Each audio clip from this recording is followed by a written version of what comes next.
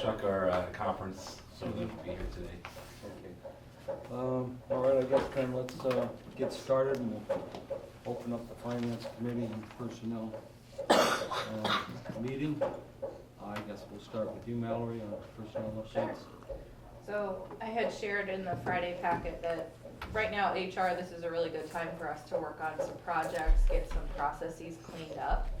So we are working to streamline our recommendation process from a recommendation from an administrator or director to the board agenda.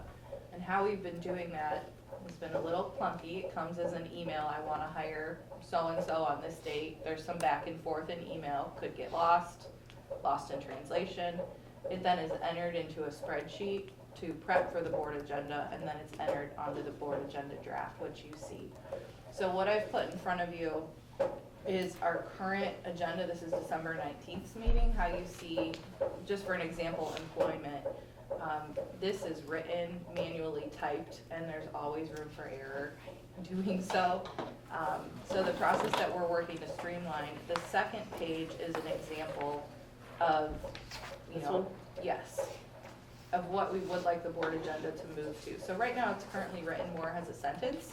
You're talking about this one? Yes, this is our current agenda. The second page then is from a spreadsheet copied into board docs, which formatting in board docs is very limited, so we're trying to make it clean, but also eliminate having to type it several times and get information incorrect.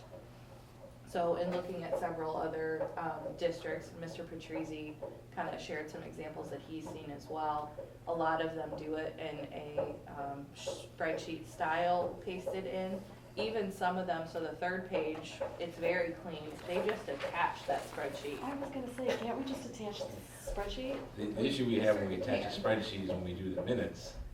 Now if you don't include that spreadsheet into the minutes, Can you take a screenshot and just put an image in? Is it easier to just put an image? I don't know Or you if they'll can't- allow that Not in board board docs. docs. it's real funky. I think it's real funky sometimes. So, Mr. Schlick suggested, he said, why don't we just do both? So the end goal is for payroll to be able to read what's been approved on the agenda and then make sure entries into the system is correct. We also use the agenda to get everybody their contracts.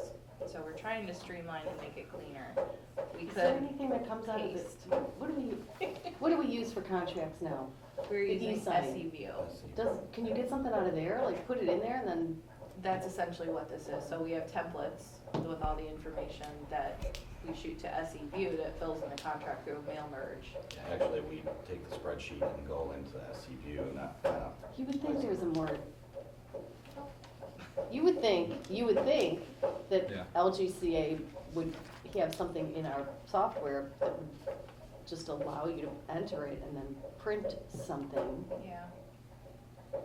But we don't enter it in there until we approve it. Is that what you're Correct. saying? Okay. So we take the template that was essentially used to create the agenda, written differently, and put it into SEView to mail merge it to contracts.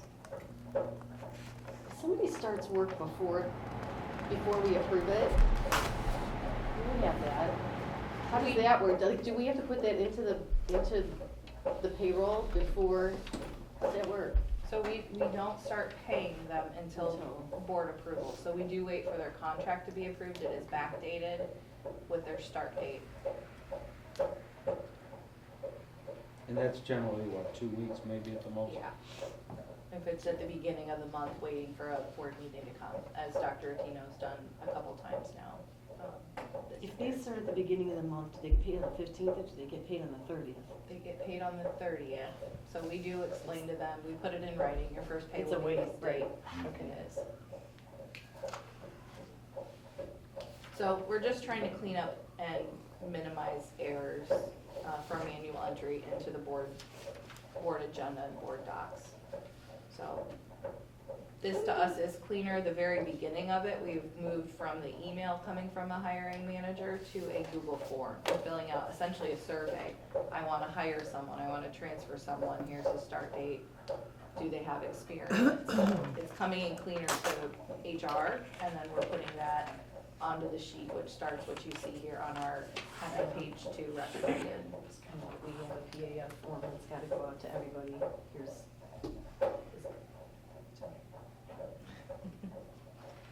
Okay. What do we do when Anything people started in August? Do they get paid on the 15th for like a portion of days?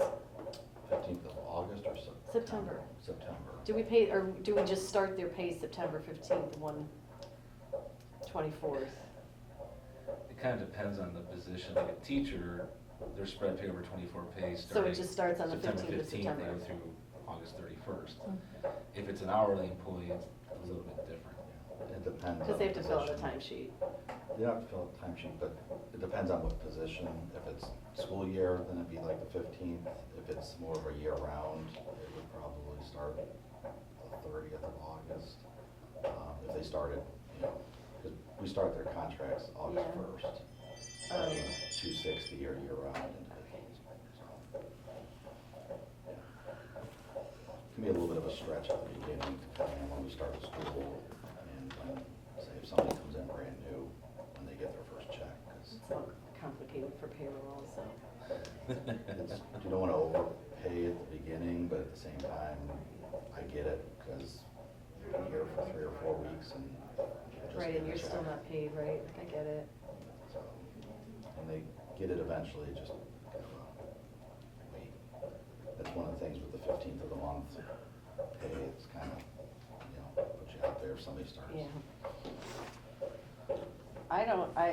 Whatever, I don't care either way. I think it's for implementation, they were looking at February, assuming we get it all cleaned up the way we want it, but it's coming. Just wanted to give you guys a heads up, just so you know that the board agenda will look a little differently, but I think this makes it cleaner, and then, you know, sometimes we'll board approve somebody, and then it gets to payroll, and payroll's like, well, what about this piece of information that's not on the agenda? And it's like, ooh, and it's like, do we need to re-board approve it, do we not? Yeah. And so this kind of helps us capture it, make sure we. What kind of information would be there, would be extraneous that would require that? We had not been including the hours per day, and that's a detail payroll needs. We have had a lot of employees increasing hours, they're either changing jobs or there's more need. Specifically on the educational assistant, we have playground and lunchroom, which are typically 3 hours a day. We also have full-time, 7-hour-a-day educational assistant. So Mhm. if they're only seeing a name, educational assistant, and a change day, they want to see in writing what has changed. So I noticed, are all these hours then in like 15-minute increments? They're Like 3 1/4 here? not typically, so I've seen a lot of odd numbers, and so I'm wondering They are, and how those are- that works. I know I believe our kitchen managers are very specific, some of the transportation routes, just because of the timing of the Mhm. school and the timing of how many minutes beforehand they need to be in to start their day, so they're not clean. Yeah, the really oddballs. Yeah, the But that's transportation based on ones. contract, I mean. It is, yeah. The other thing to point out here, so if we're looking at page 2, kind of what we hope to move to, we have these separated out by the job classification. So the first page that we printed and we're kind of testing out is only classified and exempt staff, which also helps us in payroll. We have one person that does classified and exempt and one person that does certified. So these will be also broken up into those different buckets for them to know, this is my page to work on. Our previous, we put them all, you know, listed, it could be a teacher, a classified, and exempt person, all mixed together, just in the order that we got them. So it really does clean it up. And what are we gonna do with supplementals? Supplementals, they will continue, what we do now is a spreadsheet format, so when you're seeing, you know, the beginning of a season coaches, they are already copying and pasting them into supplemental contracts. That So- tab will still be mixed with classified, certified, it's kind of tricky to break it Yeah. out, and then also administrators as well, because some administrators are considered certified and some are classified. So those ones will still be mixed, but all the other positions will be broken out, those 2 tabs, but it's simple for payroll, and that way nobody falls through the cracks. Well, that makes it easier for you guys. Yeah. Are you gonna test it? So the drafts that you see there, they're from June of 2017, page 2 and page 3, because they're putting it just in Is it? kind of the playground in board docs right Oh. now. So If you remember- February, Remember, Belinda, that was our training meeting we had when we first implemented Workmax, was June 27th of 17. I don't remember that, I'm sorry. so the other project that we've successfully started doing with my SE View, we have moved fully from a paper hiring packet, which was about 20-some pages. My SE View, the system that we use for contracts, also has the ability to electronically collect signatures and their information on new hire paperwork. So we started that in November for all new hires coming in. We have a few other forms in there. Our volunteer form is in there for people coming into the district but not specifically working with us, and that's been working very smoothly. If they don't have access to be able to get that from home, they can come in and we set them up right in the office on a Chromebook. to Does start. that link to, I don't know, their licensure, does it link to, I've gotta have insurance cards, does it link to benefits, does it? Not none of No, those. it's coming to us. It's not an integrated payroll, like, It's not, no, it's coming to us on the back end where it comes through SEV for approval on HR and payroll, so we at least, payroll at least has a heads up that someone's coming in and they can kind of start their record and information. so our payroll system doesn't have, don't laugh, doesn't have that integrated platform. Yeah.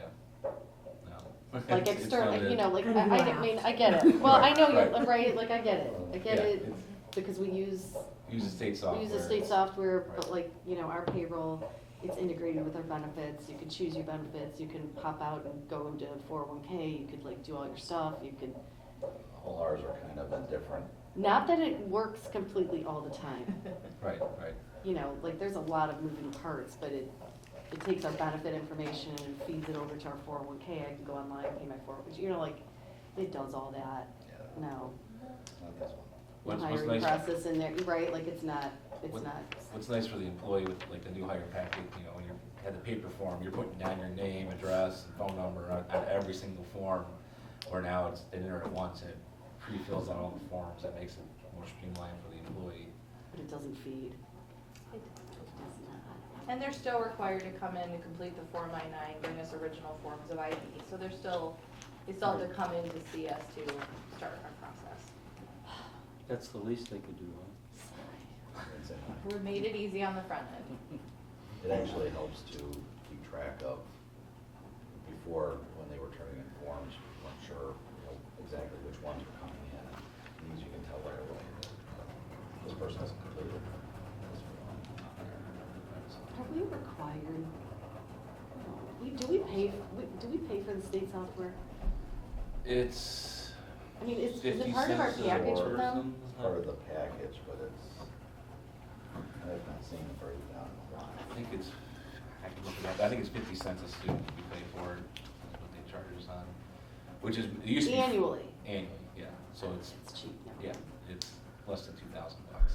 Okay, cause we pay like, what, 80 grand for our payroll software, but it's an integrated package, I'm just, you know. Right, right, and we have, you know, there's that eFinance Plus, which you've seen at Cleveland Heights, and it's a whole It's a different. monster. What the trouble you get into when you use one of those packages is like the EMIS reporting for the state and all that stuff, that it may not be programmed correctly for EMIS reporting, so if you're using the state software, it's easier for that part of it, and. Does it's- EMIS check what goes into payroll? Or is that on the Yes, back end they when do. they get the reports back? Yeah, at least, It's kind of on the back end, once it's in, then Elise can kind of verify that information.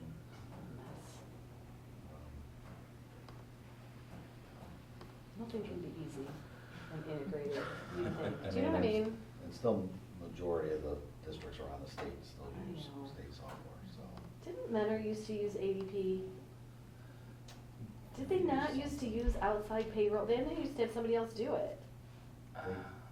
They did something like that, I don't know, I know they have payroll people on site now, I don't know. a few years ago, they were using either, I think eFinance Plus for accounting and Oh. state software for payroll, which I'm like, how would you use two Remember, I different just systems? remember That's it was even, They were payroll. that's even more convoluted. Whatever makes it easier for you guys, I don't have an issue with how you see it, you're giving us the same information. Right. Dennis, you care. That's what we're working on. The only other piece that I had was the personnel agenda. We are starting to see some teacher retirements and staff retirements come in, so you'll see a couple of both of those on this upcoming agenda as we get notifications. When do we start putting out notices for hire? February about? So another item that was included in one of the Friday packets, I believe several weeks ago, was the school psychologist. We've already posted that job. Yeah, I saw that. That's a hard to find one. February, typically around March, we'll put out the openings once we know who we're filling. When those retirements come, are they generally end of the school year, or they Yes. come in? Okay. End of the school year, I haven't seen any yet that are mid-year. If we had some in December that were our non-teaching staff, and that's just based on their Mhm. eligibility for that retirement system. So all that we are getting now is end of school year. Okay. And that psychologist position, when was that advertised? It was posted, I believe, last week. Last week? So it is out there. We have it on Frontline and AppleTrack, which is the professional educational search system that we do use. We will soon send it to the ESC to put out as well. And how many do we have already? We currently have 5, so this is for a 6th. And where are they all located? They split and share depending on the caseload size at each building. I can't speak fully to it. I know Cheryl will have the information, but I believe right now they're sharing. There's 2 covering here at the high school, so it would alleviate having 2 full people, either 1 full person here and able to put another person in another spot or shared. What generally issues do they handle? Do you want me to jump in?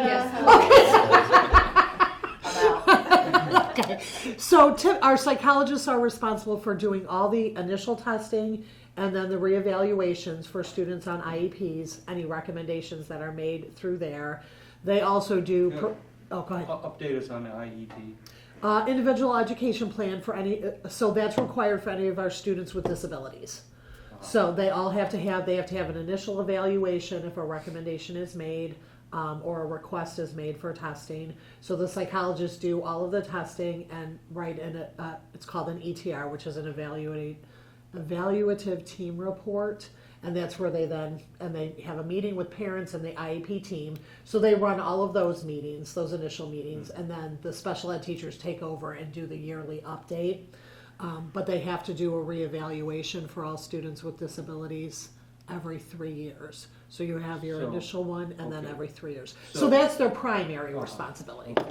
So what kind of numbers are we talking about as far as IEP students? So I think we average, and again, this is average, probably, I would say maybe about 40 kids per class. I believe we sit right around 10 or 11% of our population. Maybe it's 12. You're talking It's 400. between 400 and 500 students. I would say it's probably closer to between 500 and 600, to be honest with you. And at what level are they considered eligible for that program? So they're based on academic performance or developmental. A recommendation is sometimes can be made by a teacher or a request by a teacher, by a parent, or based on documentation that we have of their, again, academic performance or perhaps developmental delays. And on IEP, like, you have to have a diagnosis, like, don't you, like, to have some, For some Recommended. categories, yes, yeah. It was 12.3% for the 23-24 Okay. school year. Thanks. Okay. Do they ever grow out of that, or are they always there? Sometimes they do, so depending on Sometimes, meaning like, maybe what kind of percentage? that, I don't know. Would it be? I wouldn't even About- venture to guess. I would perhaps could have Cheryl give you that information. Off the top of my head, I don't. Okay. And I don't know if we track that. Who has, I because, just wondered yeah. if it's just a growing thing that will just grow to 20%. No, we actively work, and there's a lot of work that we're doing through the curriculum committee, and it's the MTSS process, which is the multi-tiered system of supports, trying to get interventions to students before we move to saying that they have a disability. So we are actively doing things to keep that number, that percentage, and bring it down from there. To give you an idea, 10 years ago it was 14.5%. And what is the timeline for that determination after all that testing? About whether or not, so I believe from the date of request, they have 60 days to do an evaluation. And then once the evaluation is complete, they have 30 days to write the IEP. So once that request is made, there's a specific timeline that has to be followed per the law. And sometimes students aren't eligible. You know what I mean? Sometimes Right. we'll do the testing and then we have to have a team meeting and the team talks about it. And the team consists of the parent, the principal, the psychologist, teachers, regular education teachers, and special education teachers. that So come together. there's probably all kinds of different backgrounds relating to these things. Seems to be the most prevalent contributing factor to these disabilities, whatever? I think you're looking at such a wide range of disabilities. I don't know that you could pinpoint one particular. I mean, you could be talking academic, you could be talking developmental, so there's a wide range of reasons a student might be recommended for special education services. Are the development ones and the academic ones kind of separated out and treated differently, or? They have different needs, so their evaluations would look different and their goals and objectives would look different, I think, based on, because that's what the IEP does, is kind of drills down to what the specific need is for each student. Yeah, essentially it's customized for each Mhm. student based on their need. Like, my daughter had an IEP in preschool, she was we went through physical therapy, so she needed physical therapy services, and after 2 years, she came off the IEP because she wasn't doing physical therapy anymore, and she was one that example of someone who was on the IEP who's no longer on it because things got better. got through it. But, you know, other students who have more type of a disability, you know, may Right. never get to that point, but we have to make those accommodations throughout their education. And they're also dealing with all the 504s, not necessarily. Yeah, so bring us back to psychologists. So they also have work with 504 plans, which are students who have a disability, but it does not rise to the level of an IEP. And those students under Section Is this a 504. physical or a mental? It could be either one, as long as something they have that affects one of their life processes, which could be learning. It could be, 504 could also deal with, let's say, I need access to a ramp because I'm in a wheelchair. It doesn't affect me academically, but I need some accommodations to access certain things. So Section 504 of the Rehabilitation Act is actually kind of a workforce. It's not just an education thing, it's anybody can access that. So our psychologists also have input on those plans, okay, and help to write those plans. So that's another thing that they're doing. In addition, some of them, if they have time, will do some, I don't want to use the word counseling group, sometimes behavior group or social skills groups within. So let's say we have at one of the elementaries a group of fourth and fifth Why graders. would you call it counseling? Because they're not counseling. They're working more on skill development rather than counseling. So they might get a group of kids together and they might work on turn taking with kindergartners. Do you know what I mean? Yeah, like we have 4 or 5 kids that just don't. So sometimes they'll do that kind of stuff if they have time in their schedule. I know that the addition of the additional psychologist will help with freeing up some time so that they can do some more of those social skills kinds of groups rather than just the testing and the meetings, which is kind of, I think, why Cheryl asked for that additional person. They can do some more work on interventions. We want them taking over that MTSS process, so working with interventions and trying to get things in place before students get to the point of needing an IEP kind of thing. So that kind of sums up a psychologist. It's a lot. Okay, anything Yeah. else with personnel? Nope. Okay, then, let's move on to board agenda review. All right, the board agenda this month is light. For the finance agenda, you'll have our monthly financial reports as usual. Typically, every January, we approve a credit card annual reward report. This is required by House Bill 312 a few years ago. Basically says we have to report to the Board of Education what incentives we get on our credit card programs that we have. So basically an attachment that shows we have a PNC procurement cards that we get an annual rebate.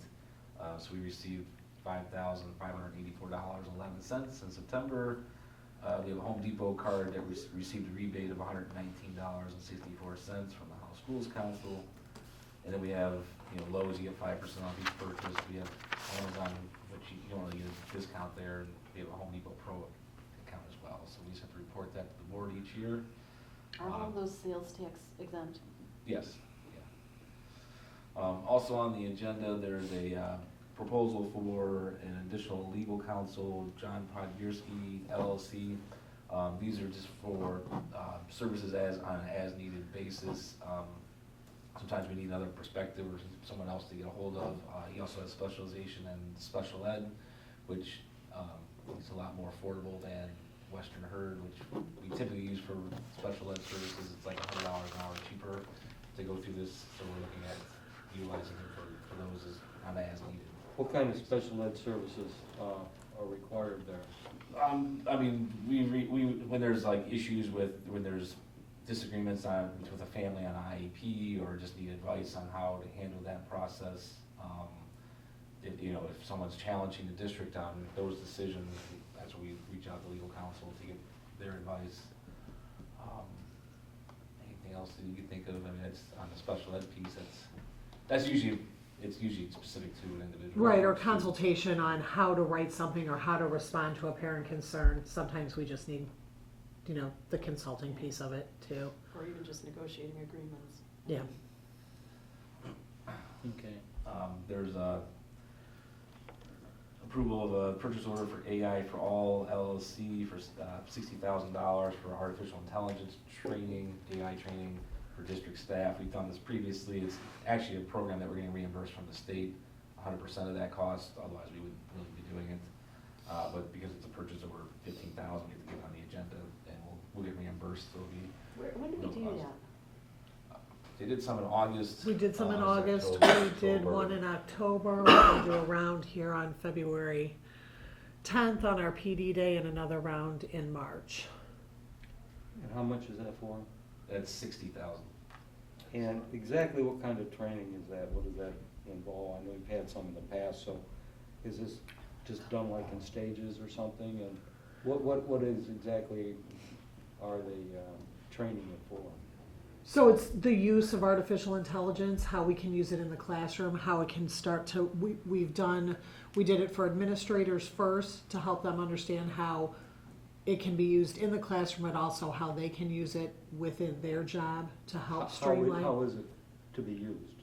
Oh, so creating lesson plans, looking for, so we are not training the adults to necessarily implement anything within the classroom. It's all about how their work can be streamlined.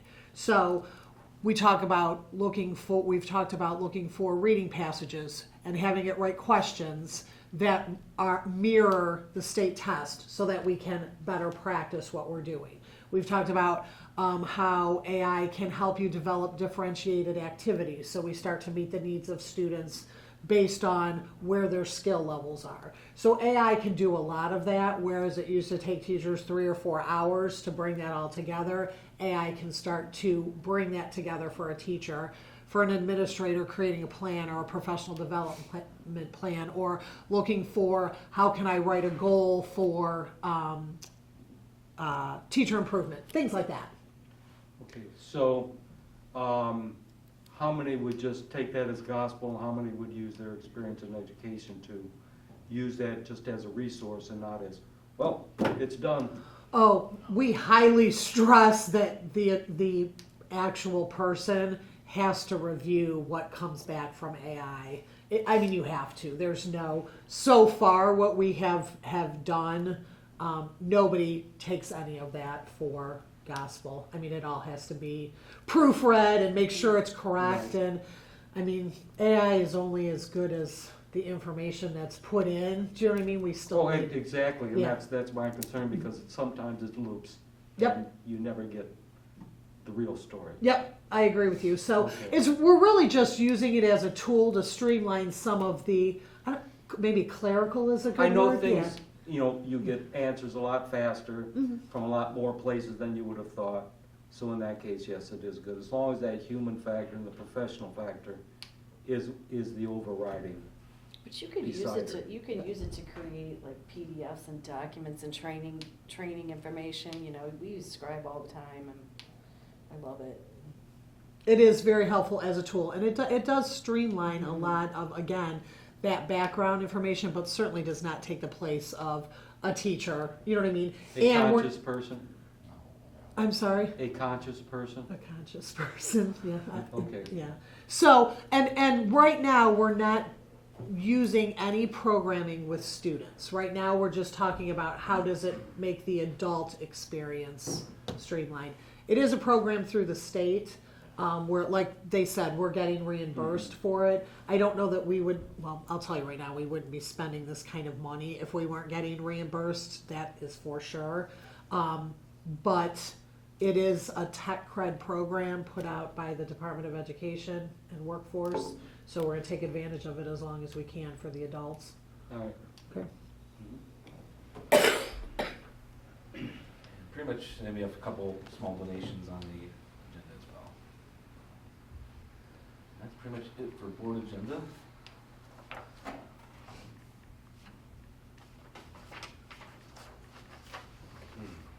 Couple. The sound real quick.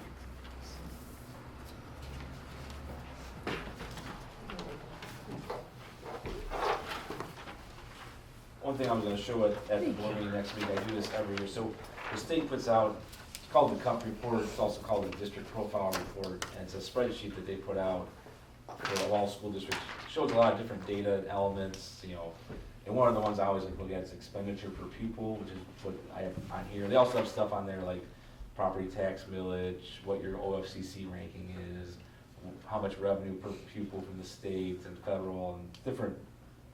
Is it updated? They just re- 24? Yeah, they just released the 2024 one.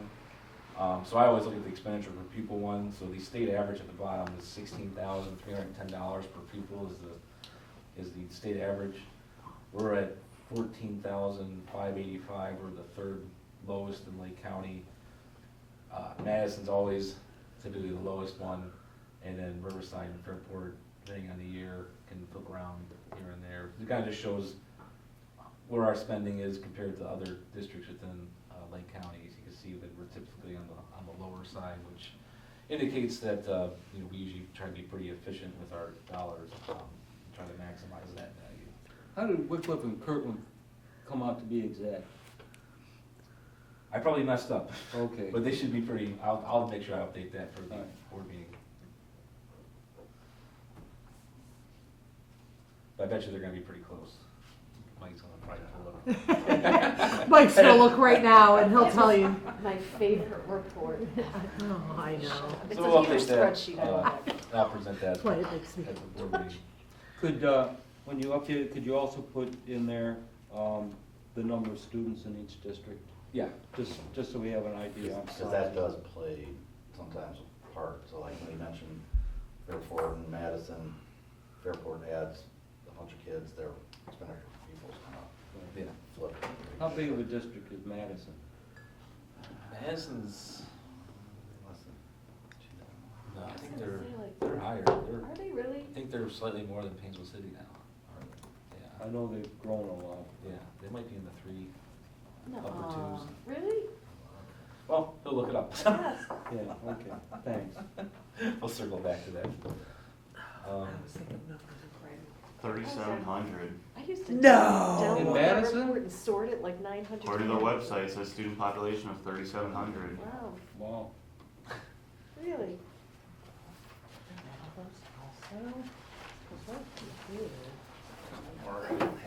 Next. Could be. I mean, like, there's a lot of that. Keep on this up. Oh, coming Oh, down. sorry. Yeah. I'm surprised they still call it that.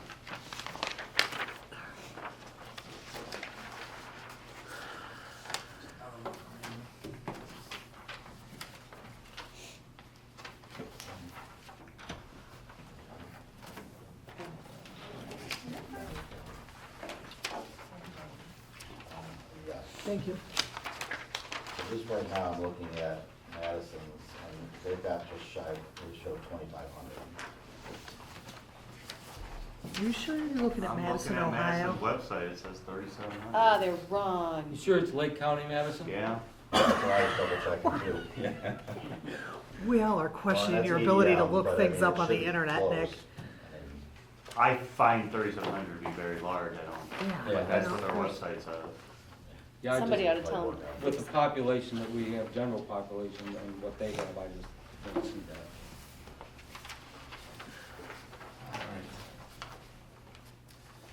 Threw a bunch of reports out to you. Looking at property taxes, reappraisal, what that looks like. Which one are we looking at first? So, the first one I passed out, which has the yellow highlighting on it. So, and the one that looks just like without the highlighting. So this is what's called the Schedule A, which is the estimate of property tax revenue that comes from the county auditor. And what this, the one with the highlight on it is our current collection year, 'cause it's tax year 2024, collection year 2025, because property taxes are on a calendar year basis. And the property tax bills that are, I think, mailing out tomorrow. I was gonna say, we haven't gotten them yet. They're available online through the county audit site, but they should, I think they're mailing them tomorrow. Tioga County got theirs already. So, you know, the property taxes you pay today are for last calendar year, technically. With the reappraisal, you can see, on this one, I highlighted the tax rates of each of our levies that count towards the 20 mil floor. We are on the 20 mil floor. Initially, I heard otherwise, there's some misinformation out there. We are on the 20 mil floor. It doesn't round to exactly 20 mils. I think there's some type of rounding issue, which is immaterial, because they carry these out 6 or 7 decimal points, and that's just how it's done. If you look at, we get these Schedule A's, they actually send us the Excel spreadsheets, we get every taxing entity in Lake County. So if you look at a district like Perry, who's been on the 20 mil floor forever because of the power plant, they've had a levy in 50 years, theirs doesn't even round exactly 20, it's like 20.00002 or something like that. So right now, Willoughby, East Lake, Kirtland, and Perry were already on the 20 mil floor, and then Riverside and Madison have reached the floor with the reappraisal. Quick question on that floor. Yeah. So, is there ever a 19.999? I haven't seen Or it, is it but just I think 20 it's, I think it's or 20 above? or above. And then the closer to 20 you are, what's the implication of that? So basically what happens is, as your value goes up, with the exception of inside millage, but as your value goes up. I know the levy tax money rate stays goes the down. same, Right, even though values go up. right. So more people are paying in for a fixed amount. Correct. Okay, and so where does the floor come in? So when the floor comes in, is once you hit that floor, that tax rate won't drop anymore. So it generates new revenue. So when they calculate your property tax bill, if your value goes up, those levies that count towards the floor, those rates don't lower anymore. So it results in an increase if your value's going up. So if you had a levy out for $1 and you had 100 homes, so they were paying a penny apiece, and then you also have, all of a sudden have 200 homes, and they're paying then a half a penny apiece, right? Correct. Okay, and so what happens to make that increase? Because, you know, to make that dollar increase to something larger than it is, you know, what triggers that? It's when that, because it's, you know, it's the tax rate that keeps getting adjusted down. Right.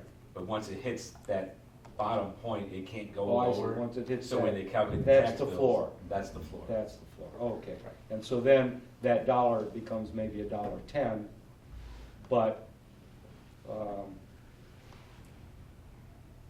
so instead of paying a half penny, the 200 people paying half a penny, now 300 people, or those 200 people are now paying, you know, maybe 0.6 cents or something Right. like that.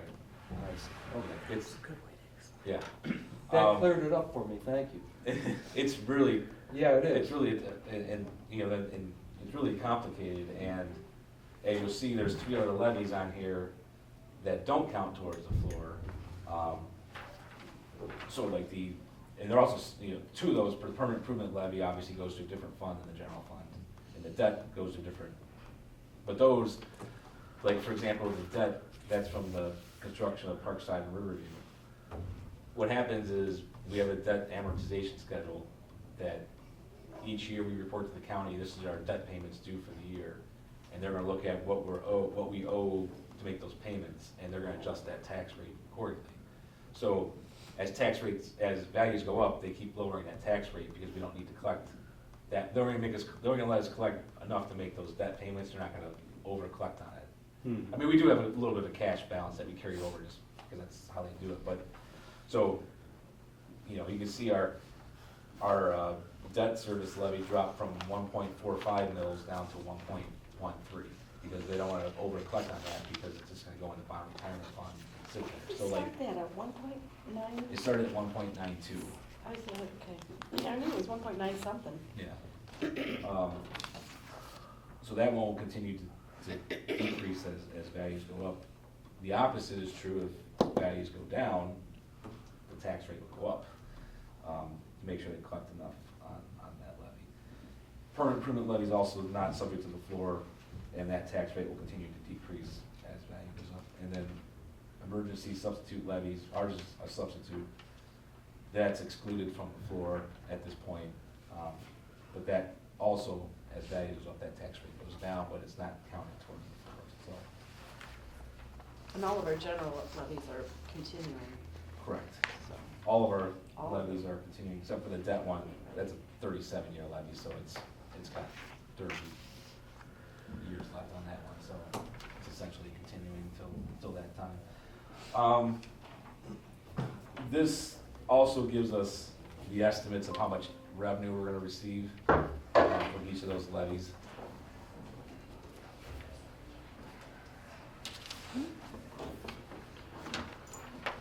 Which paper is that? So if you look at this page here,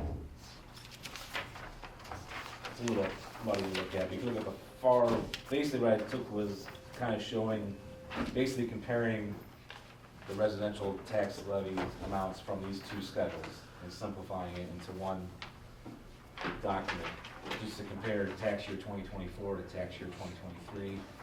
So based on the county auditor's estimate, you look in the far right column, based on the levies counting towards the floor, we're at, looking at an increase of $3,672,458 based on their estimates. And then the emergency substitute levy will increase to $152,000, because that levy receives money from new construction, so that's what that increase is from. So our total general fund increase is about 3.8 million. How that compares to the forecast is a little tricky, because I need to, we're gonna update the forecast, probably end of February, once we get additional information from the state as far as what our valuation increase, what portion of it was from the reevaluation, which is most of the 30, it was about 30 and a half, 31% increase in the value. Part of that, most of that's the reappraisal, but there's also new construction in our district, so that also contributes to it. We don't have that breakout of what portion is what at this point. Because when we do our forecast, we forecasted 28% valuation increase. We also have separate increases for new construction and how that breaks So out. they're looking at the average value throughout the district of properties, correct? When we did our forecasting, yeah, so. But I mean, okay, so all the new stuff that's being built obviously has a much higher value than existing stuff and older stuff. So does that come into play? That's, Not really, because it still goes against your base and. it's all included, like, if you look at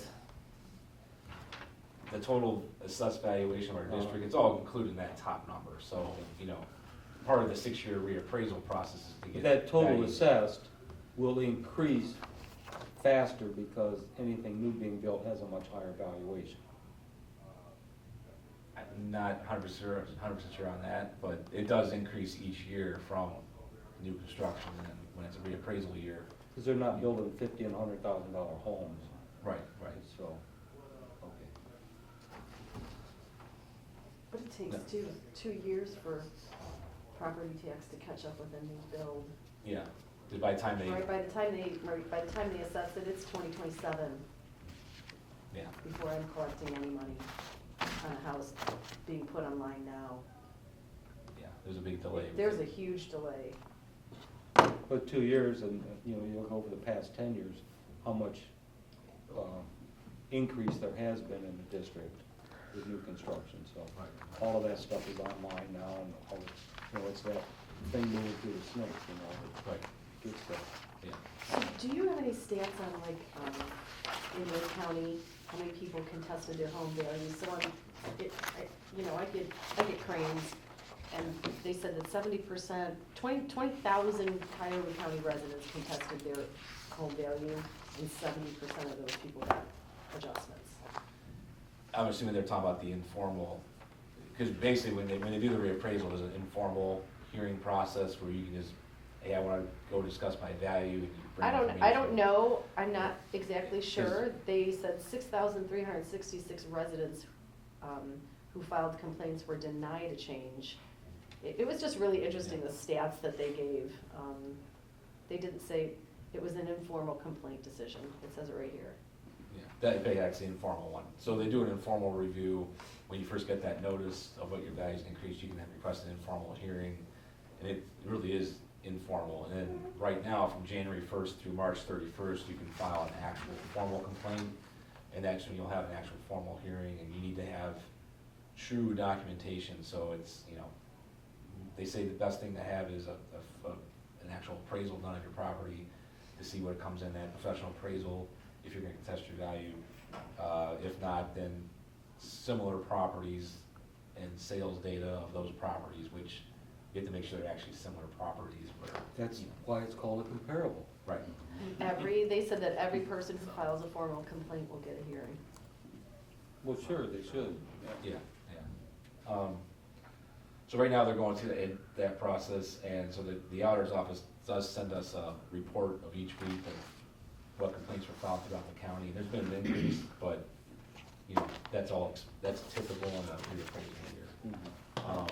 Typically, if there's someone requesting a decrease of 50,000 or more, our attorney will attend those hearings, just to ensure everything's ran smoothly. We don't really contest residential valuations per se, it's more of just a party to it to observe and, you know, I'm not sure exactly how they do there, but I've never actually attended one, but our attorney does oversee those things. Usually that kind of amount is more on the commercial side of things that you'll see those big drops. So, in summary, it's more, you know, the valuation increase, in my opinion, was pretty close to what we projected. What we won't know right now is, because typically, when you have your annual estimate of how much tax revenue you're gonna get, you know, we're on a fiscal year basis, usually 52 to 53% of tax, we usually receive 52 to 53% of estimate the first half of the year, and it's 47, 48 the second half of the year, because some people prepay their taxes for the year Right. up front, so we usually get a little bit more in that first half of the calendar year, which is the second half of our fiscal year. So you're talking June or July or? Usually July, August is when the second half bills come out, so we usually receive our settlements in August of each year. When do we get the money that's due now from the taxpayers? You know, Yeah. we pay our taxes January, February. Right. When does the district receive their money? We typically get in advance, we get like a prepayment, usually around mid-February. And then the settlement is typically end of March, if they get delayed, first week of April. So that's in this fiscal year, and then Yeah. the next payment comes next fiscal year. Right, yeah. Okay. So we usually get advance in July, and then the settlement's in August, typically, is how it comes out. They kind of fine tune it, and then you owe them or they owe us in September. They always owe us, because they don't pay They us. never give you too much. Right. Okay. I think they do pretty much whatever they have in their coffers at that time, they can release, not anything more than that.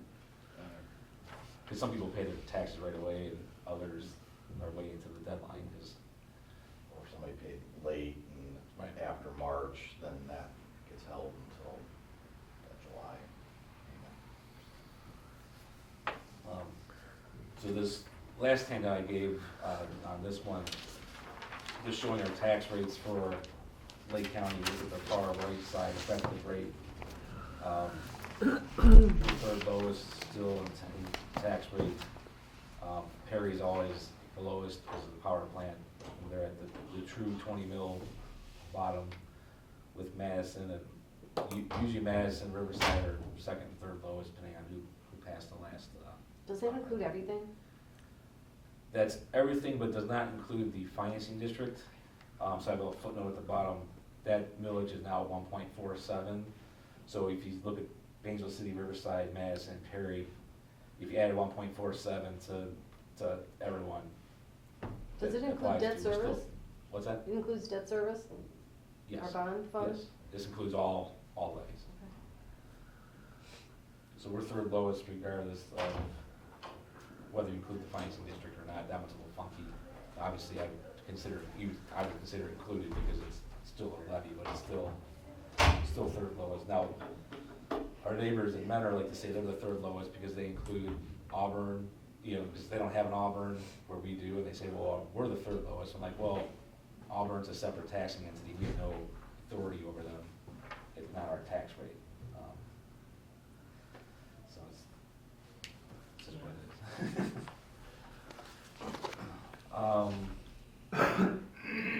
And what's also been interesting is, so the tax bills are available on the county audit website as of now. I've been poking around the county and in our district at just random people, seeing what their tax bills have done. And it's all over the place. I've seen decreases, even in Concord Township with a new levy, there's been decreases, but there's been also large increases. It really depends on where your property valuation increase is compared to the average of the taxing district. So if the average is, let's say, 30%, and your house went up 10%, you might have saw a tax decrease because your value didn't increase as much. But if your value went up 50%, you're gonna see a much larger increase. So it's really all over the board. I don't even wanna get mine went up 67%, cause I bought my house. Do you know what I mean? That Right. usually is like more the trigger, because if you bought something more recently, it's gonna probably have a better idea of where it's valued versus. It's gonna be a more of a house. true value than, Then if yeah, you've been in a house for 20+ years, and it's kind of trickled along, and now it's getting kind of. but a new sale, that's a new value. It helps the auditors kind of So- give it to you. Everybody else pays on unrealized gains. So it's not- So, Yeah, yeah. can I ask a question, cause we're gonna have to talk about levies eventually. And I'm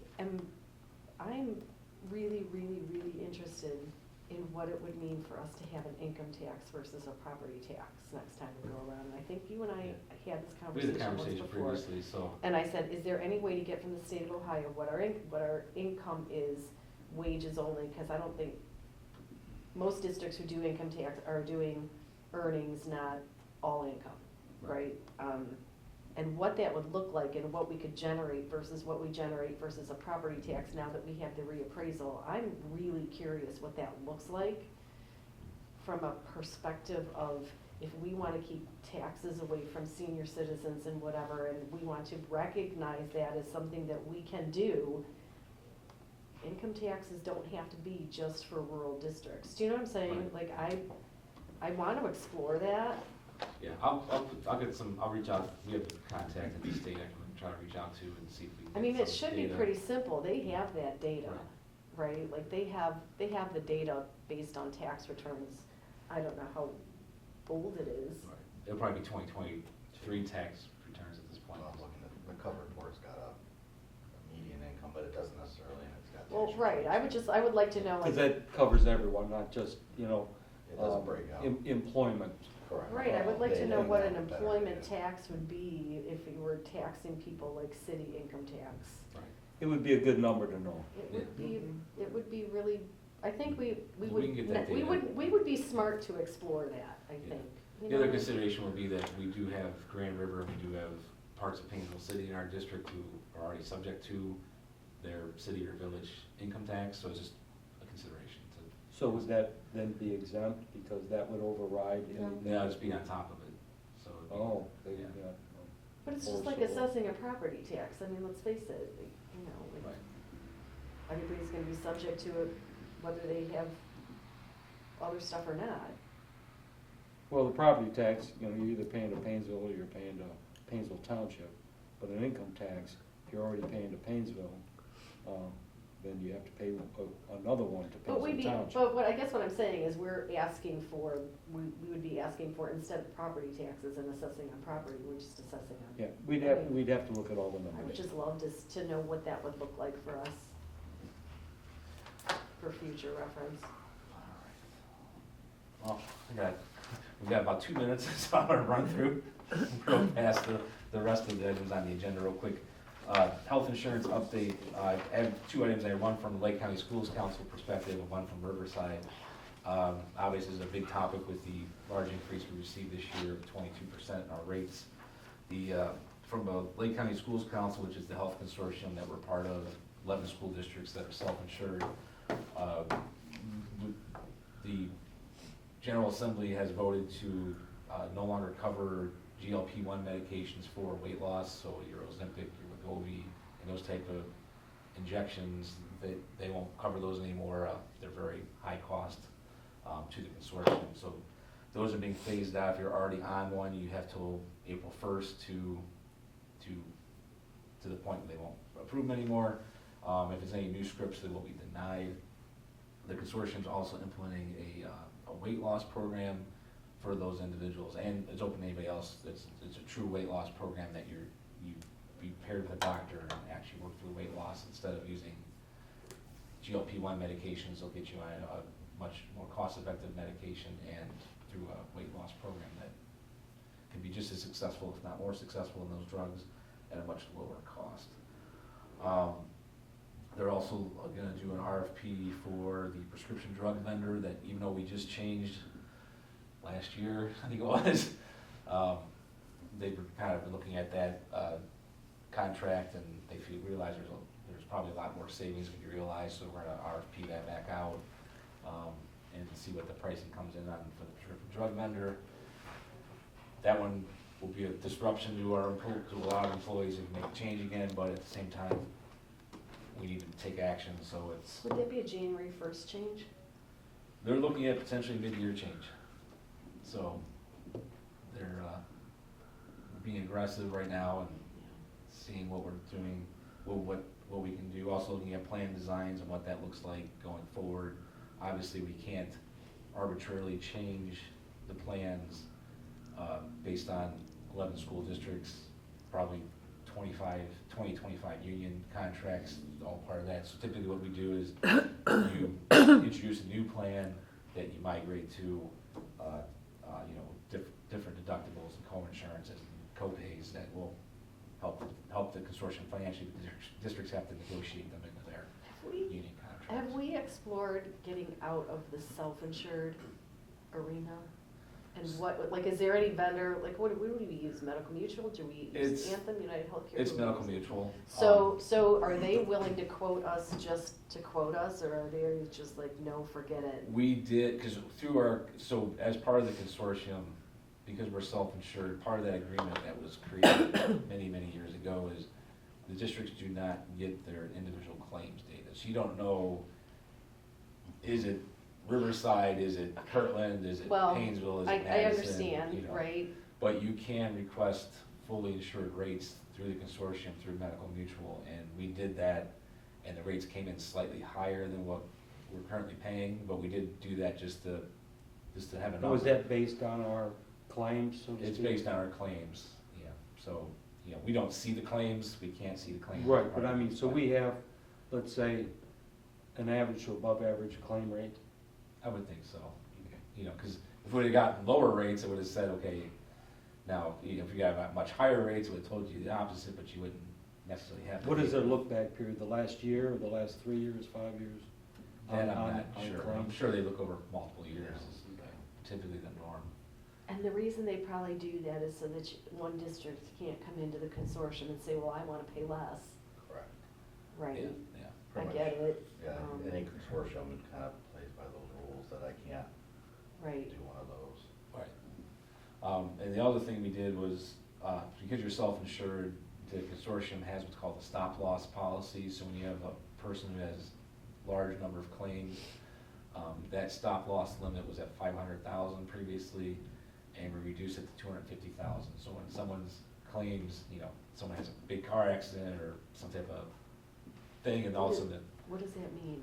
so, let's Do say. we have to pay, or somebody's paying on our You're behalf? basically buying an insurance policy on top of, That's so. low. I'm just saying, that's fairly low, cause guess what, Yeah. like a cancer claim is gonna come in at over $1 million.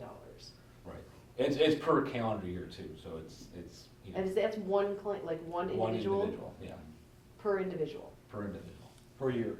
per year. Who's So, covering that? that one's actually through Medical Mutual, it's an insurance policy you buy. So basically, it's, you pay up front because you're gonna pay a higher premium for a lower stop loss, and that was, Is that built into our individual, like, rates? it's built into our rates, because it's an insurance pool, so everything, all your expenses How are. much is that costing us? I'd have to go back and look, I don't have the number off the top of my head. Like, what would the rates be if we raised it, like, it left it at 500 or put it up to $1 million? It probably wouldn't have changed our rates much because the I tricky mean, part is, basically what's happening is Medical Mutual is agreeing to pay anything over $250 correct, instead of passing that on to the consortium. right. Why would they do that? That's kind of how Right. all these self-insurance pools I work. know. And it's kind of, it's just like your house insurance and that, it's, sometimes they're gonna price it so they're not gonna lose, but it's managing that risk. And so if we had a lower stop-loss premium this past year, it would have saved us money because there were a lot of high-cost claims as a consortium, Okay. not as an individual district, not a consortium basis. It was a year for high-cost claims. We had the same thing. Yeah. We did have one individual a couple years ago that, when they did the stop-loss coverage, they have what's called a laser, and said, this person, we're not gonna cover at the 500,000, we're gonna have it at 750, because they had some type of catastrophic issue, which, they don't share us, because of HIPAA, they don't share us what that is, but there was one individual that was lasered out from that policy, because they knew that person was gonna hit Six that. of one, half a dozen of another, all the money is gonna come back to the districts anyway, you're gonna have to pay. Right. I mean, I get it. So when we get rate premium holidays, can we bank those premium holidays instead of giving them back? There or won't is be it- any. No, I know that, there This- won't be any, but in the Right. past, we've had them. Going forward, if we do ever have any, can they get banked instead of giving them back? Or is Right. it required that we give them back? We get a small rebate, but then we split it 80-20, like we keep 80, because that's what we pay, right? And we Right. give back 20, but it also, you give it back to the people who paid into the plan, well, guess what, like, now you're giving back premium holidays for people who might not have even been part of the generation of that premium holiday. Yeah, and the last premium holiday should never have been Well, granted in the first place, but that's so another do, discussion. is there like some conversation about not doing those anymore and just using those things to offset your rates for the going forward? Basically how it worked before was, so the consortium has like a reserve policy, how much they have to have in reserves, and once they got to over 30-some%, that's when they look at, I think it was 30, maybe it's higher than that. Once you get to a certain amount of cash, that's what they were looking at, the premium holidays. And really, the couple that we had was during COVID, when people weren't going to the doctors often and not having elective procedures and, stuff like that, that our claim, most consortiums saw their claims went down during that time frame, but then now this is Right. going on, so. So that's from the health consortium perspective.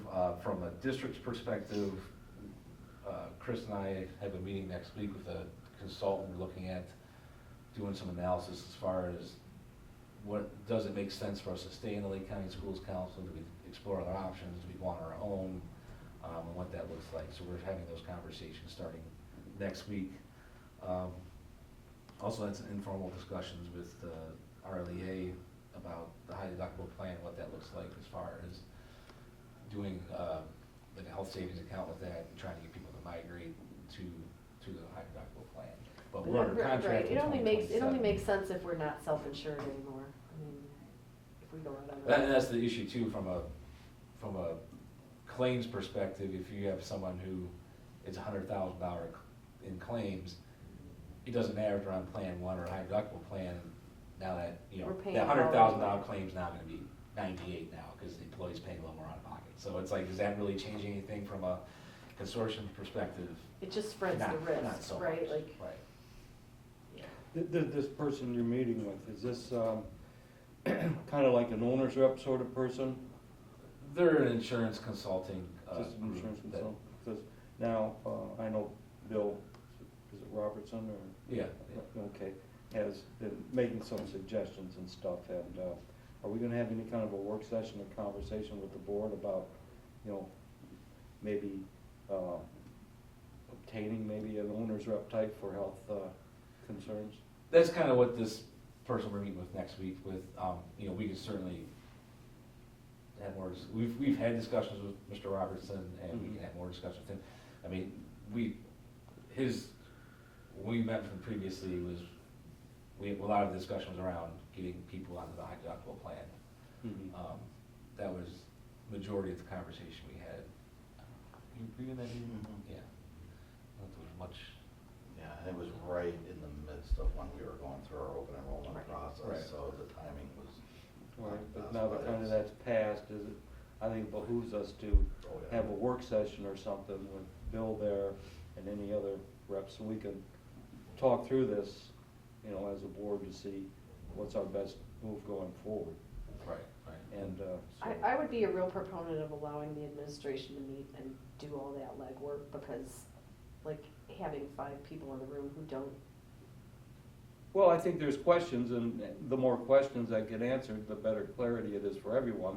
And then the administration will kind of have a better idea on how to go forward. It doesn't have to be any formal vote or anything, but I mean, just so we're all on the same page with, what's going on with the health thing, because there could be significant savings there if we approach things right. And I having that feel, I feel like information that's a to approach it. conversation for this group first.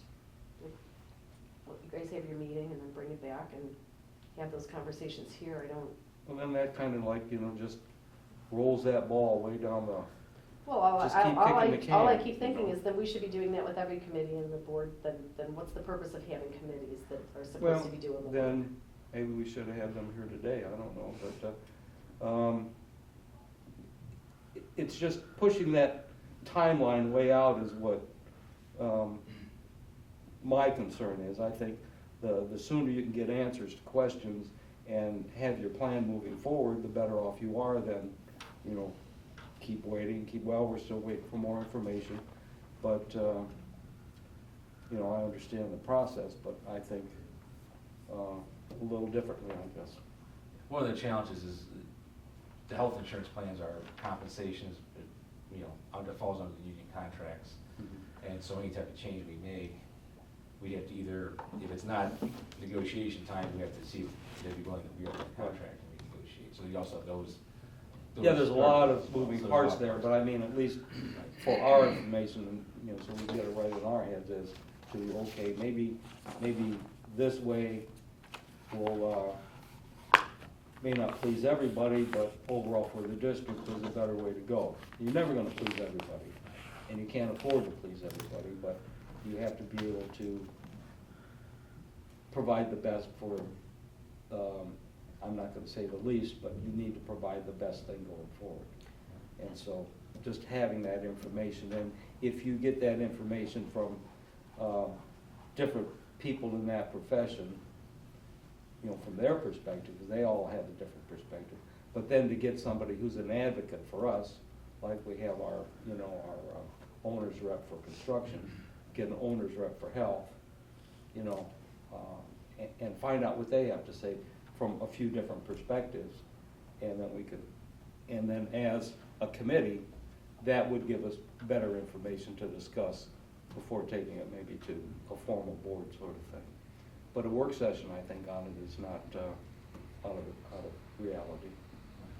So we have those initial discussions scheduled for Monday with the person that we're looking at. We'll kind of talk to them about, we're going to be talking about it and see what that looks like.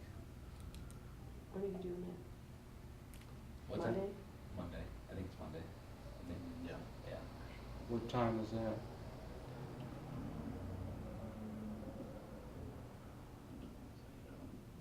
Morning or afternoon? I Yeah, guess, I 'cause think at 1 o'clock on Monday. Okay, 'cause I we say, I had- think we're all booked up in the morning, aren't we? Till Yeah, we have there's a lot a, of believe yeah. so. We keep jamming things in the next I week. know, It's, yeah.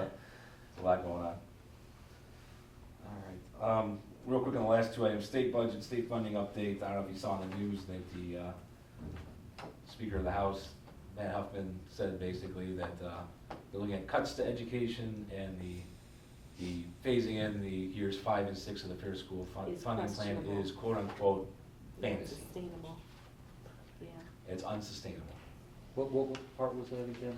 The Fair School funding plan, which is our new What is that? it's a new funding formula that they implemented. Well, fair school funding is new and not old? It's the, Is that existing? I It's see. the existing Okay, formula that's that- existing, yeah, okay, and how does that work? so basically we could spend an hour talking about how it works. Well, It- give me the cliff notes. So basically it was a new formula that was developed based on years of research with people in the school finance industry, school treasurers and superintendents, coming up with a formula that would satisfy the DeRolf case, which is Mhm. first, school funding was Right. unconstitutional and overlaid on property taxes. So they came up with a formula and they implemented it as and it's based on the actual cost of educating a typical student instead of, in the past, it's been, we're gonna give you $5,000 a student in the past, and then we're gonna determine some sort of wealth factor, it's gonna reduce that to what district you are and your property tax valuation, stuff like that. Where this new formula is more of, here's the cost to educate a child, and then figure out what's the local share and what's the state share.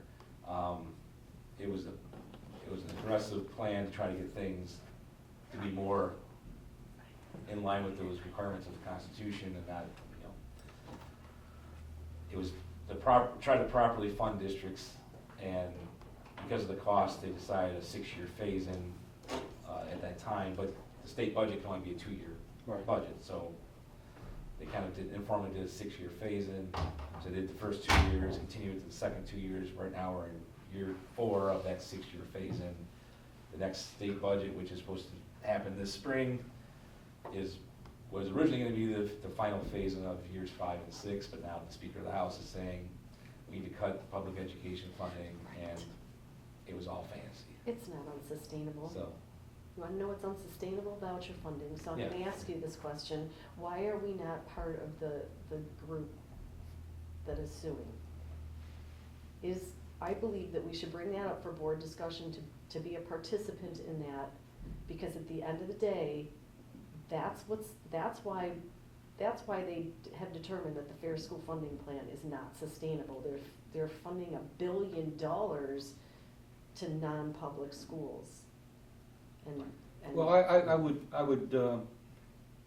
disagree with that. I think that. I don't disagree. Yeah. And we could argue back and forth about Well, whether or yeah. not it's, But as a taxpayer who has a child that says, well, I wanna send my child to a school other than public school, and I half pay at it. taxes to the public school, I'm not but- against that. well then, I'm not against that. What I'm Yeah. telling you is that they're taking those dollars and they're saying, well, but now the state can't fund public education. Guess what? If you gave me $6,500 for an elementary student and $8,500 for the high school student that they give the voucher schools, we would get $37 million. We sat there and figured it out, like, right, I just took our population and divided it by half. We would get $37 million instead of 7 in state funding.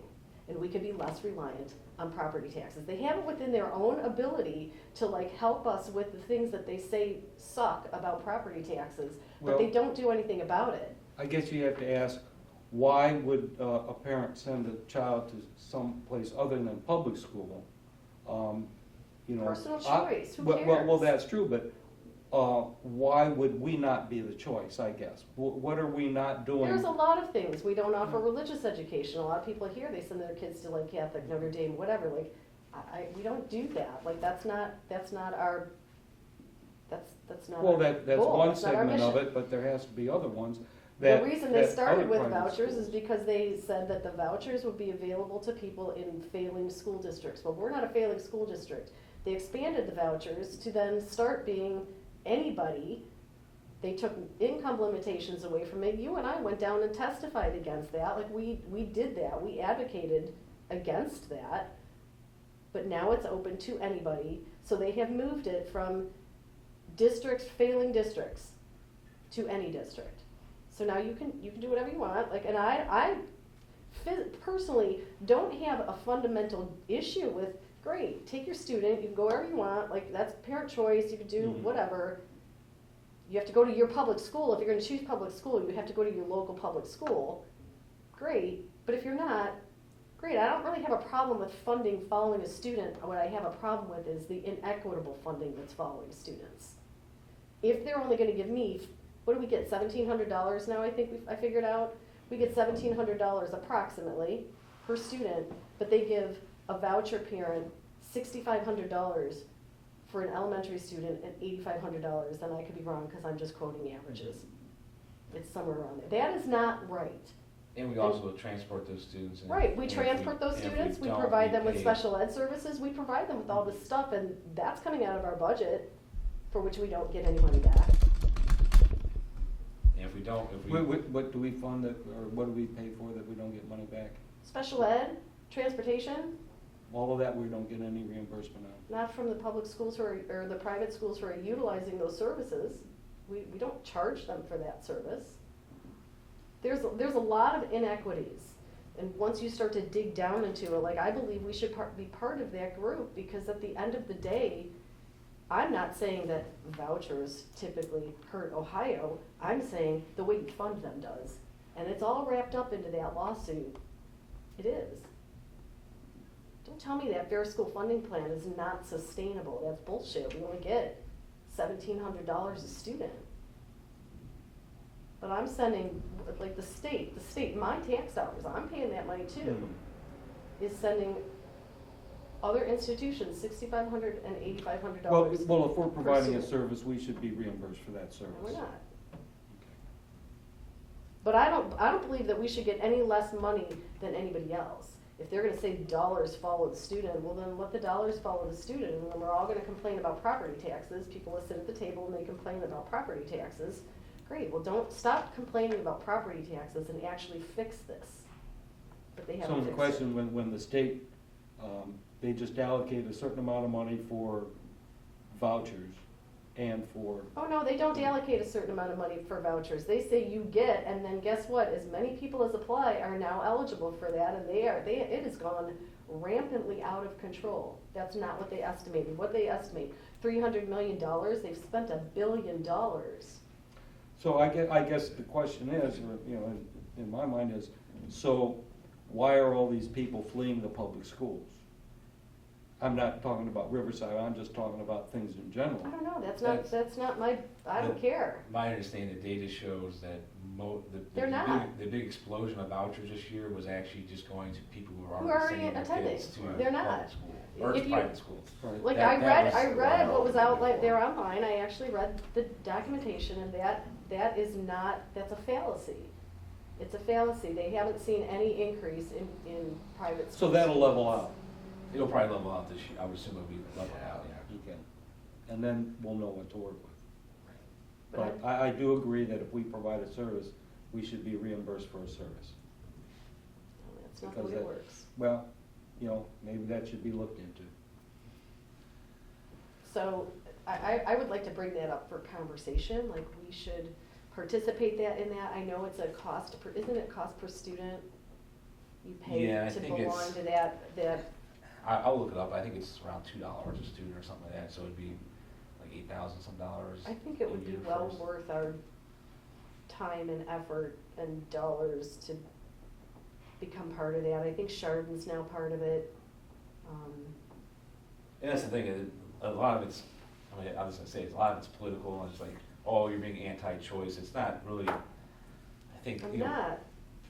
probably, you know, everybody wants the students to be successful regardless of where they go, and it's more the funding piece that's the big issue. Right. It's not necessarily I don't care, anti-school right, I don't choice. care ideologically, like, great, send your kid to a, it doesn't matter to me. Like, it doesn't matter, homeschool, charter school, Right. whatever. I just want the funding to be fair and equitable.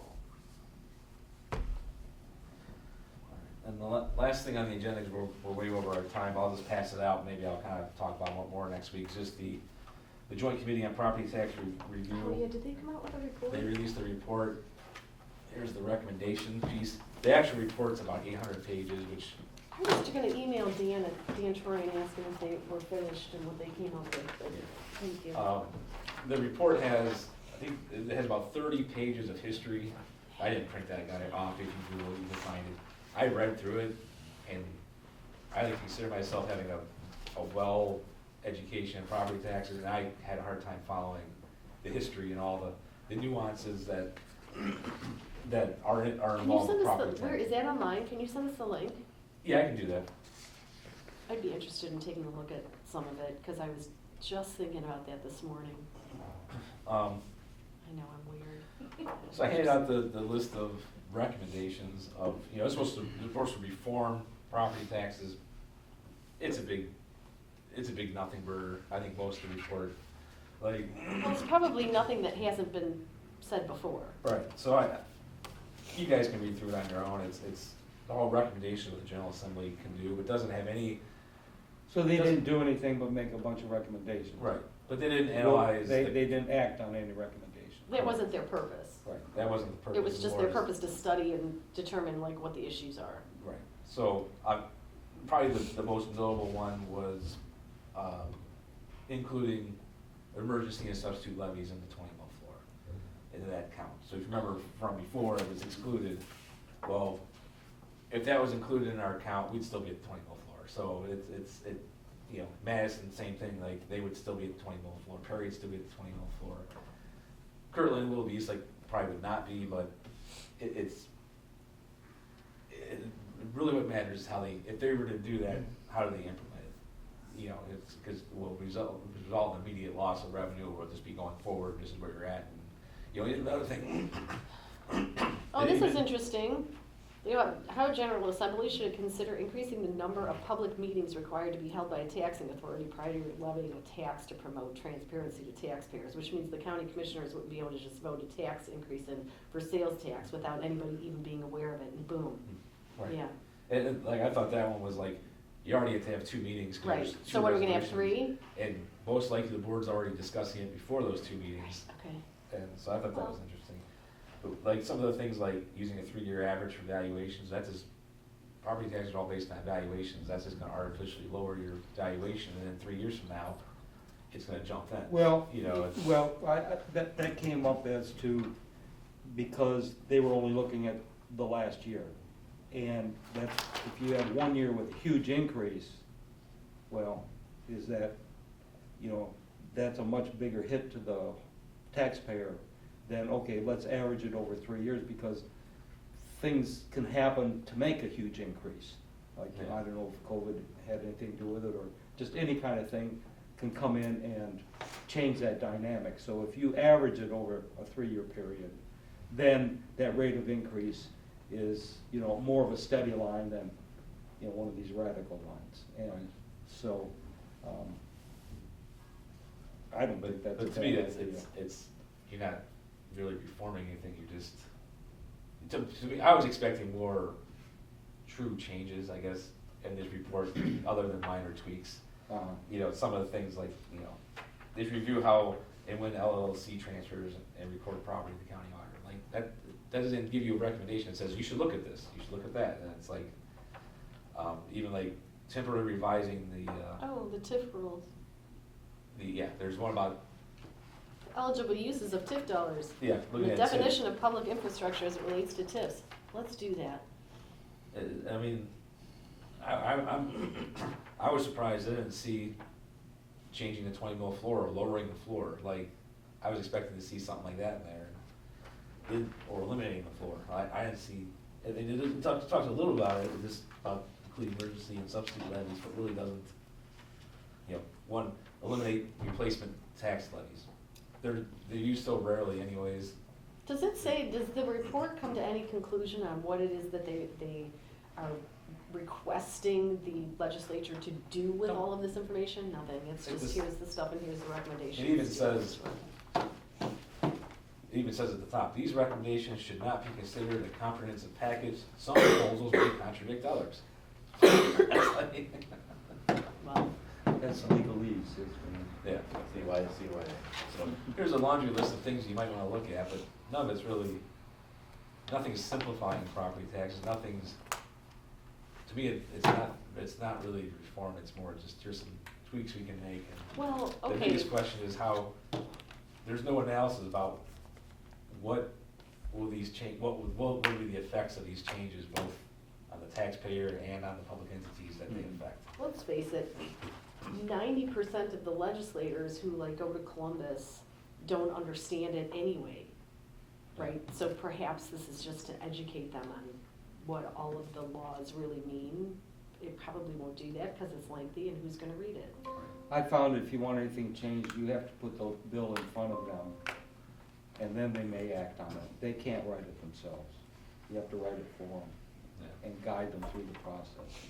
And Well, and that's a unfortunately, big what's mixed happened, can of worms, right, too. is the, I don't wanna say the wrong set of people get in front of them, but that's what happened, like, and then we don't get the changes we need because we don't get in front of them. And the funny thing is, it's like many of the, I mean, the property tax system that the state legislators are complaining about are the ones that they created. Well, Right. that's what I mean, and that's, I guess And it's that's like- kind of what I mean like, about the fair you know, school funding, like, geez, like, you know, you created this mess. I've heard public statements of school districts are gaming the system and on the 20 mil floor and emergency levies.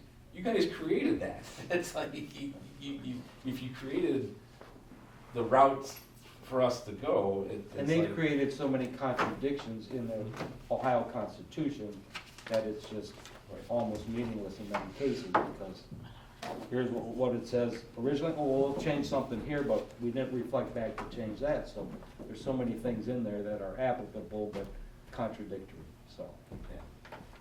So, it's gonna be a real interesting, cause my understanding, some of these things might be implemented in the state budget, and if they're gonna tweak property taxes and cut school funding, I can't wait to see what it looks like. it's gonna be it can be really interesting. Out of these recommendations, could you just do a summary from your perspective on which is good and which one should move forward? Yeah, I could, Because that would then give us from our perspective as to where we would stand. yeah, I mean, I think, just off the top of my head, the majority of them are not really making any type of reform. It's, I would say, yeah, you can include the emergency substitute levies going forward into the 20 mil floor. So out of That- these, yeah, yeah, pick the it's- ones that you think are worth them pursuing, and then we could, at least advocate for that. Can we get Tony's input? Like, where do they stand for the districts that they represent? Yeah, Like, I could do that. right, like, let's take a look at it, and again, I just keep going back to, the more we advocate on our behalf, and we have groups that we belong to that should be advocating for X, Y, and Z, and we should be more participatory, I think, and that's the only way to get anything done. Because I think everything is gonna be moved more locally, and we have to stand on our own in order to, have our best outcomes. So, even if it's, just whatever in Lake County, if we come together and advocate for these, or something larger than Lake County or whatever, but we need to have that voice, and it needs to be a unified voice of common sense anyway, Yeah. to get something through. Well, that's gonna be difficult. Yeah, we When it's gotta very start party, somewhere. when it's very party line oriented, it's really complicated. I would love nothing more than Yep, that, that's how it is. so. Okay, anything else? Then I guess we're adjourned. Thank you.